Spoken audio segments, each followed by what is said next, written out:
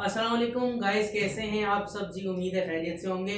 तो हाजिर हैं आज की नई वीडियो के साथ। आज हम पढ़ेंगे न्यूक्लियस। न्यूक्लियस क्या होता है, ठीक है। न्यूक्लियस को डिस्कवर किसने किया, न्यूक्लियस के अंदर कौन कौन से पार्ट होते हैं। लेकिन वीडियो स्टार्ट करने से पहले गुजारिश है आपसे कि प्लीज़ अगर आप हमारे चैनल पर नए हैं तो प्लीज़ प्लीज़ प्लीज़ हमारे चैनल को सब्सक्राइब ज़रूर कर दें, साथ मौजूद बेल आइकन को दबा दें ताकि आने वाली इंफॉर्मेटिव वीडियो आप तक पहुंचती रहे। स्टार्ट करते हैं जी अपने टॉपिक को, दैट इज न्यूक्लियस। न्यूक्लियस क्या होता है, किसी भी सेल का मोस्ट इंपॉर्टेंट और प्रोमिनेंट पार्ट होता है और ये तमाम सेल की जितनी भी एक्टिविटीज होती हैं, सेल के अंदर जो भी एक्टिविटी चल रही होगी उसे कंट्रोल कौन करता है, न्यूक्लियस कंट्रोल करता है, ठीक है। उसके बाद न्यूक्लियस के अंदर अगर हम आ जाते हैं तो डिस्कवरी ऑफ न्यूक्लियस। न्यूक्लियस को डिस्कवर किसने किया था जी, तो न्यूक्लियस को डिस्कवर किया था रॉबर्ट ब्राउन ने 1831 के अंदर। एमसीक्यू पॉइंट के लिए इंपॉर्टेंट है। उसके बाद शेप ऑफ न्यूक्लियस पे आ जाते हैं तो न्यूक्लियस की कॉमन जो शेप होती है वो या तो स्फेरिकल होती है या तो ओवल शेप यानी अंडे की तरह होती है। लेकिन इसके अलावा ये एलोंगेट भी हो सकता है, एलोंगेट शेप में भी यानी लंबी शेप में भी पाया जा सकता है। स्ट्रक्चर ऑफ न्यूक्लियस पे अगर हम बात है, स्ट्रक्चर न्यूक्लियस की बात करते हैं, न्यूक्लियस क्या होता है, nucleus sir double membrane bounded organ होता है, डबल मेम्ब्रेन होती है इसके अंदर। और इसके अलावा इसके अंदर कुछ चीजें होती है जिस तरह न्यूक्लियर मेम्ब्रेन, न्यूक्लियर पोर, ठीक है, न्यूक्लियोप्लाज्म, क्रोमेटिड नेटवर्क और न्यूक्लियोलस। ये क्या होती है, किसी भी न्यूक्लियस की इंपॉर्टेंट चीजें होती है। वन बाय वन डिस्कस करते हैं। ये क्या है न्यूक्लियस की, ये सेल नहीं है, आप समझ रहे होंगे सेल, इसके अंदर न्यूक्लियस, तो बेसिकली ये पूरा ही न्यूक्लियस है। इस न्यूक्लियस के अंदर एक एक करके हम सारी चीजें डिस्कस करेंगे। ये जो इसकी मेम्ब्रेन है, ये कौन सी मेम्ब्रेन है, डबल मेम्ब्रेन बॉन्डेड है। इनर मेम्ब्रेन, आउटर मेम्ब्रेन हो गई, ठीक है। उसके अंदर ये जो स्ट्रक्चर है हमने पढ़ना भी है, न्यूक्लियोलस, न्यूक्लियोलस हमने पढ़ना है। इसके अलावा ये जो ग्रीन ग्रीन रेटिकुलर फॉर्मेशन देख रहे हैं इसको हम क्या कहते हैं जी, इसको क्या कहते हैं, क्रोमेटिड नेटवर्क कहते हैं। उसके बाद ये क्या है, क्रोमेटिन नेटवर्क है। उसके बाद ये जो छोटे छोटे पोर आप देख रहे हैं, ठीक है, ये न्यूक्लियर मेम्ब्रेन है। एक तो क्या है, न्यूक्लियर मेम्ब्रेन है पूरी, और इसके अंदर मौजूद पोर क्या है, न्यूक्लियर पोर है, ठीक है। स्टार्ट करते हैं। इनमें सबसे पहले आ जाएगा हमारे पास न्यूक्लियर मेम्ब्रेन। ये जो आउटर मेम्ब्रेन है पूरी, ठीक है, ये आउटर मेम्ब्रेन है पूरी, ये 3D स्ट्रक्चर कोशिश की है बनाने की। ये पीछे वाली साइड है उसकी, ये आउटर मेम्ब्रेन है। इसको क्या कहते हैं हम, न्यूक्लियर मेम्ब्रेन कहते हैं। न्यूक्लियर मेम्ब्रेन क्या करती है, न्यूक्लियस के इनर साइड की क्या करती है, प्रोटेक्शन प्रोवाइड करती है, ठीक है।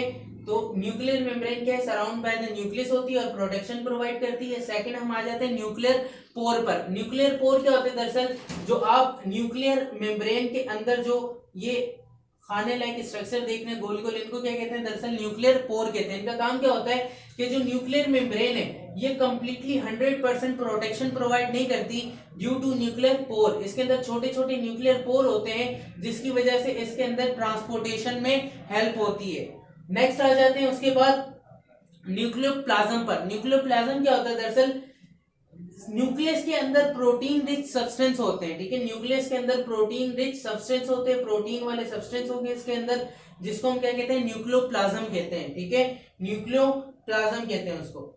नेक्स्ट आ जाता है हमारे पास क्रोमेटिड नेटवर्क आ जाता है। क्रोमेटिड नेटवर्क क्या होता है, दरअसल ये जो आप रेटिकुलर फॉर्मेशन देख रहे हैं ग्रीन कलर की, इसे क्या कहते हैं, क्रोमेटिड नेटवर्क कहते हैं। इन न्यूक्लियोप्लाज्म आर न्यूक्लियस, यानी ये सारा क्या है, न्यूक्लियोप्लाज्म है आपका। न्यूक्लियोप्लाज्म के अंदर क्या होता है, रेटिकुलर फॉर्मेशन होती है, ठीक है। उसको हम क्या कहते हैं, न्यूक्लियर रेटिक्यूलम, ठीक है। न्यूक्लियर नेटवर्क को, क्रोमेटिड नेटवर्क को न्यूक्लियर रेटिकुलम भी कहते हैं। न्यूक्लियर रेटिकुलम के अंदर होती क्या चीजें, न्यूक्लियर रेटिकुलम कंपोज होता है किससे, न्यूक्लिक एसिड से। किससे मिलके बना होता है, न्यूक्लिक एसिड से। शॉर्ट फॉर्म में लिखा है, फुल फॉर्म इसकी क्या हो जाएगी, न्यूक्लिक एसिड। उसके बाद न्यूक्लिक एसिड किस किसका है, डीएनए और प्रोटीन है इसके अलावा, ठीक है। न्यूक्लिक एसिड से तो डीएनए मिलके बना है, तो डीएनए और प्रोटीन है इसके अलावा। उसके बाद सेल डिवीजन के दौरान जब सेल डिवाइड कर रहा होता है तो ये जो क्रोमेटिड नेटवर्क है चेंज हो जाता है किसमें, क्रोमोसोम्स के अंदर, ठीक है। अब उसके बाद हमने क्या पढ़ना है जी, क्रोमोसोम्स क्या होते हैं, तो क्रोमोसोम्स पर आते हैं। क्रोमोसोम्स क्या होते हैं, हेरिडिटी यूनिट होता है इनके अंदर, जिनको हम नाम क्या कह देते हैं, जीन, जिसको हम नाम क्या देते हैं, जीन का नाम देते हैं। जिसके अंदर क्या होती है, हेरिडिटेड इंफॉर्मेशन होती है हमारी, जो जनरेशन से जनरेशन तक जाती है। हेरिडिटी इंफॉर्मेशन क्या होती है कि आप किस तरह, अक्सर लोग कहते हैं जिस तरह कि यार ये बंदा अपने अब्बू पर गया है, ये बच्चा अपने अपनी अम्मी पर गया है या अपने भाई पर गया है या वट एवर जिस पर भी, तो वो क्या होती है बेसिकली करेक्टरिस्टिक्स होते हैं जो आपके आबाओ अजदाद से आप में ट्रांसफर हो रहे हैं, उसको हम क्या कहते हैं जी, जीन कहते हैं, वो जो लेकर आ रही होती है इन्फॉर्मेशन, ठीक है। उसके बाद आ जाते हैं क्रोमोसोम्स क्या होते हैं, हर स्पीशी के अंदर क्या होते हैं, क्रोमोसोम्स वेरी करते हैं, यानी इनके नंबर चेंज होते रहते हैं। हर स्पीशी के अंदर नंबर ऑफ क्रोमोसोम्स चेंज होते रहते हैं। जिस तरह कुछ एग्जांपल मैंने दी हुई है, ह्यूमन बीइंग के अंदर कितने होते हैं जी, 46 होते हैं। एक कॉर्न के अंदर कितने होते हैं, 20 होते हैं, याद रखना एमसीक्यू पॉइंट के लिए। इसके अलावा 26 होते हैं फ्रॉग के अंदर, मेंढक के अंदर 14 होते हैं पी प्लांट के अंदर, ठीक है। इसके अलावा भी बहुत से हैं, ये कुछ इंपॉर्टेंट है जो बुक के लिहाज से। उसके बाद आ जाते हैं क्रोमोसोम की दो चीजों से मिलकर बना होता है, एक होता है सेंट्रोमियर, एक होता है आर्म, ठीक है। उसके बाद क्रोमोसोम की 4 टाइप्स होती हैं इसके सेंट्रोमर की पोजीशन की बुनियाद के ऊपर। एक क्रोमोसोम है, अगर एक क्रोमोसोम की बात की जाए तो एक क्रोमोसोम के अंदर क्या क्या होता है, एक होता है आर्म और एक होता है सेंट्रोमियर, ठीक है। ये जो इसके साइडों पर होता है ये क्या होते हैं, इसके आर्म होते हैं, ठीक है। और ये जो बीच में होता है ये क्या होता है, सेंट्रोमियर। इसको हम डिटेल में पढ़ेंगे इंशाल्लाह, लेकिन यहाँ इसको ओवरव्यू ले लेते हैं, ठीक है। अब 4 टाइप्स होती है इसकी।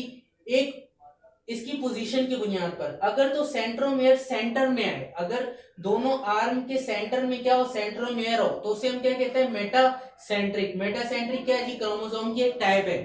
इसी तरह अगर जो सेंट्रोमियर है वो दरमियान में ना हो बल्कि थोड़ा सा आगे पीछे हो दरमियान से, तो उसे क्या कहते हैं, सब मेटासेंट्रिक। अब देखिए यहाँ दोनों आर्म इक्वल बनाने की कोशिश की है मैंने, ठीक है, दोनों आर्म इक्वल है, बीच में सेंटर में क्या है, सेंट्रोमियर है, लिहाजा इसको हम क्या कहते हैं, मेटासेंट्रिक। उसके बाद यहाँ देखें एक आर्म बड़ा है, एक आर्म थोड़ा सा छोटा है, दोनों के दरमियान थोड़ा सा फासला नजर आ रहा है, तो ये क्या है, डिफरेंस नजर आ रहा है। तो ये क्या है, दरअसल इसमें आप सेंट्रोमियर बीच में नहीं है, ठीक है, सेंट्रोमियर बीच में नहीं है। अगर मैं इसको सीधा करके आपको दिखा दूं, सेंट्रोमियर बीच में नहीं है, लिहाजा ये क्या है, सब मेटासेंट्रिक। उसके बाद तीसरी अगर हम चीज देखते हैं तो ये क्या होता है, बिल्कुल रोड शेप की तरह का होता है। इसके अंदर एक आर्म बहुत बड़ा हो जाता है, एक आर्म बिल्कुल छोटा हो जाता है। और सेंट्रोमियर जो होता है तकरीबन वो कहाँ होता है, सेंट्रोमियर तकरीबन एंड ऑफ द आर्म होता है।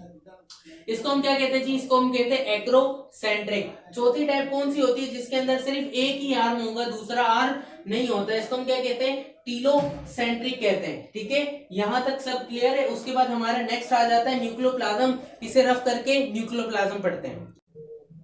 उसके बाद आ जाते हैं किस पर, आगे हमारा क्या था, न्यूक्लियोलस, ठीक है। न्यूक्लियोलस क्या होता है, सेल के अंदर ये जो स्फेरिकल सी चीज है इसको हम क्या कहते हैं, दरअसल न्यूक्लियोलस कहते हैं, ठीक है। न्यूक्लियोलस क्या है, सेल के अंदर स्फेरिकल चीज होती है, जिस तरह नजर आ रहा है, इसको क्या कहते हैं, न्यूक्लियोलस, ठीक है। Nucleolus within a nucleus there is a spherical body called nucleus, it disappear, ये डिसअपीयर हो जाती है, मतलब हट जाती है जब सेल डिवाइड करने लगता है, और जैसे ही सेल डिवाइड करके 2 में या 4 में कन्वर्ट होता है ये वापसी आ जाती है।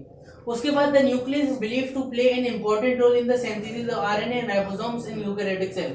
ये न्यूक्लियोलस जो है इंपॉर्टेंट रोल प्रोवाइड करता है किस किस में, एक आरएनए यानी राइबोन्यूक्लिक एसिड के बनाने में, और दूसरा राइबोसोम के बनाने के अंदर ये इंपॉर्टेंट किरदार अदा करता है यूकैरियोटिक सेल के अंदर, ठीक है।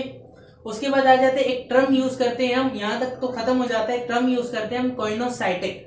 अब जो सेल होते हैं, ज्यादातर जो सेल होते हैं आमतौर पर उनमें 1 या 2 न्यूक्लियाई होते हैं, ठीक है, लेकिन कुछ सेल ऐसे होते हैं जिनमें 2 से ज्यादा न्यूक्लियाई होते हैं। A cell with more than 2 nuclei are called coenocytic. मतलब जिस सेल के अंदर 2 से ज्यादा न्यूक्लियाई होते हैं, मतलब बहुत ज्यादा न्यूक्लियाई होते हैं, उसको हम क्या कहते हैं, कोइनोसाइटिक सेल कहते हैं। तो यहाँ तक खत्म होता है हमारा टॉपिक, माइंड अप होता है। उम्मीद है आप सबको समझ आया होगा।